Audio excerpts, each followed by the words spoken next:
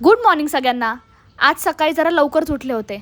मस्त hair wash करून घेतला आणि स्किन केअर करून घेतलं. नॉर्मल मॉइश्चरायझर, सनस्क्रीन आणि लिप बाम, बस एवढाच असतो माझा मॉर्निंग स्किन केअर रुटीन. स्वतःचं आवरून झाल्यावर तुळशीला आणि झाडांना पाणी घालून घेतलं. जास्त झाडं नाही आहेत तशी माझ्याकडे, कारण जागा तेवढी नाही आहे झाडं ठेवायला.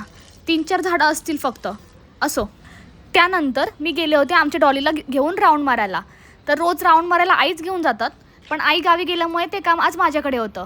आम्ही सगळेच गेलो होतो अर्जंटली गावी, त्यामुळे ही 3 ते 4 दिवस व्लॉग आले नाहीत. आणि मग आले मी किचनमध्ये.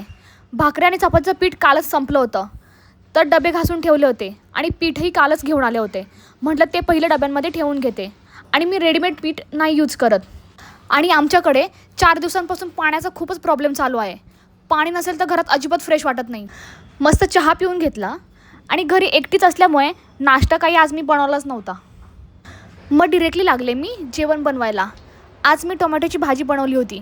जिरे, मोहरी, लसूण, मिरचीची फोडणी देऊन मग कांदा छान परतून त्यात टोमॅटो टाकले आणि मग थोडा वेळ परतून घेतले. ह्या भाजीला जास्त टाईम लागतच नाही. आणि त्याचसोबत बनवले होते मी वांग्याचे काप. छान कमी तेलात मी शॅलो फ्राय करून घेतले. कोणाकोणाला आवडतात हे वांग्याचे काप? मला तर खूप आवडतात. आणि कसे झालेत हे वांग्याचे काप नक्की कमेंट करून सांगा.